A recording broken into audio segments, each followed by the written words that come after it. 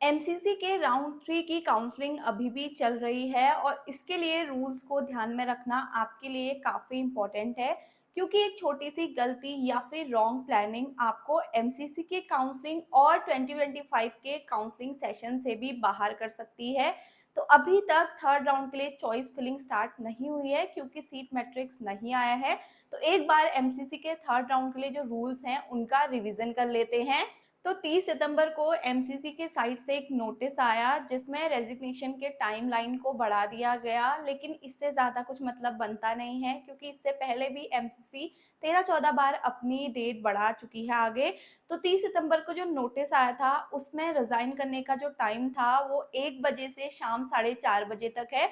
और रिज़ाइन करने का जो रूल है उसमें कैंडिडेट को फिजिकली कॉलेज में प्रेजेंट होकर रिज़ाइन करना होगा अपनी सीट के लिए। और ये बस एक फॉर्मेलिटी के लिए रूल बनाया गया है क्योंकि इससे कैंडिडेट्स को ज़्यादा कुछ फ़ायदा नहीं मिलने वाला है। सीट मैट्रिक्स अभी भी अवेटेड है और सीट मैट्रिक्स आने के बाद ही चॉइस फिलिंग स्टार्ट होगी थर्ड राउंड के लिए। तो सबसे पहले हम देख लेते हैं कि थर्ड राउंड के लिए कौन से इंपॉर्टेंट रूल्स हैं जो आपको फॉलो करने हैं। तो जो कैंडिडेट्स ऑलरेडी रजिस्टर्ड हैं उन्हें रजिस्ट्रेशन करने की कोई ज़रूरत नहीं है, लेकिन ऐसे कैंडिडेट्स जिन्होंने अभी तक रजिस्ट्रेशन नहीं किया है वो अपना फ्रेश रजिस्ट्रेशन कर सकते हैं राउंड 3 में, क्योंकि इसके बाद रजिस्ट्रेशन करने का मौका सिर्फ स्ट्रे राउंड में ही मिलेगा। और अगर स्ट्रे राउंड के बाद कोई स्पेशल स्ट्रे राउंड होते हैं तो उसमें भी रजिस्ट्रेशन करने का मौका नहीं मिलता है। नेक्स्ट आते हैं ऐसे कैंडिडेट जिनको राउंड 2 में सीट अलॉट हुई थी लेकिन अलॉटेड सीट पर उन्होंने रिपोर्टिंग नहीं की है। तो अभी वो थर्ड राउंड में अपना फ्रेश सिक्योरिटी डिपॉजिट फिल करके अपनी नई चॉइस फिलिंग कर सकते हैं। तो चॉइस फिलिंग की प्रोसेस कंप्लीट होने के बाद जब रिजल्ट आएगा तो तब आपको ये रूल ध्यान में रखने हैं। अकॉर्डिंग टू एनएमसी रूल्स, अगर आप थर्ड राउंड में अलॉटेड कॉलेज पर ज्वाइन कर लेते हैं तो आप सभी तरह की काउंसलिंग से बाहर हो जाते हैं।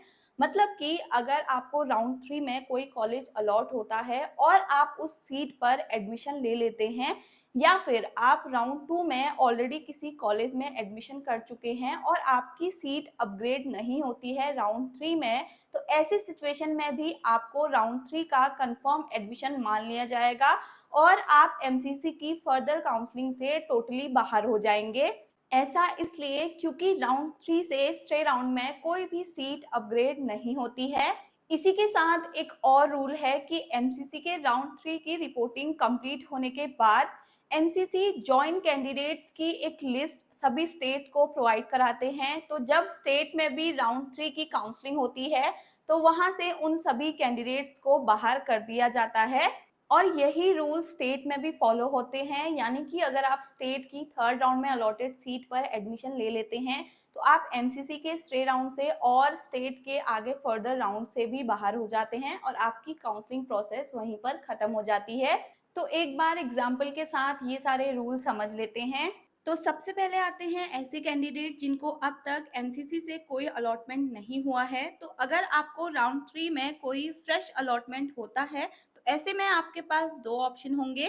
पहला कि अगर आप अपनी सीट से सेटिस्फाई हैं तो आप इस सीट पर एडमिशन ले लेंगे और एडमिशन होते ही आप स्टेट और एमसीसी की फर्दर काउंसलिंग से बाहर हो जाएंगे। दूसरा ऑप्शन कि अगर आप पहली बार अलॉटेड सीट पर एडमिशन नहीं लेना चाहते हैं तो आप अपने अलॉटमेंट को इग्नोर कर सकते हैं और ऐसे में आपका सिक्योरिटी डिपॉजिट जब्त हो जाएगा और आपकी एमसीसी की काउंसलिंग यहीं खत्म हो जाएगी, लेकिन आप अपने स्टेट की काउंसलिंग के लिए एलिजिबल रहेंगे। अब ऐसे कैंडिडेट जिनको राउंड 1 में या राउंड 2 में सीट अलॉट हुई थी और उनकी सीट राउंड 3 में अपग्रेड नहीं हुई, इस सिचुएशन में उनकी पुरानी सीट एज इट इज रहेगी और ऐसे में राउंड 3 का उनका ये कंफर्म एडमिशन मान लिया जाएगा और आपकी काउंसलिंग यहीं पर ख़त्म हो जाएगी और आप एमसीसी और स्टेट की काउंसलिंग के लिए एलिजिबल नहीं रहेंगे।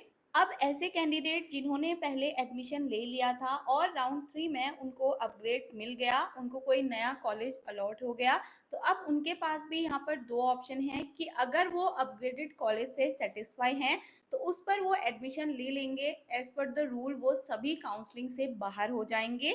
लेकिन अगर वो अपग्रेडेड कॉलेज पर एडमिशन नहीं लेते, तो वो अपनी सीट को नॉन रिपोर्टिंग छोड़कर अपने पुराने अलॉटेड कॉलेज जाकर अपने डॉक्यूमेंट और फीस वापस लेंगे।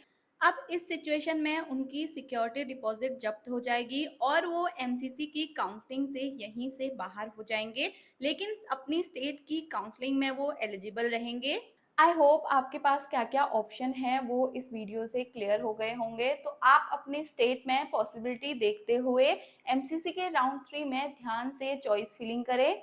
तो राउंड 3 के बाद कोई भी सीट अपग्रेड नहीं होती है और एमसीसी के राउंड 3 के रूल्स काफ़ी सख्त हैं, तो अपनी प्लानिंग बहुत सोच समझ कर करें।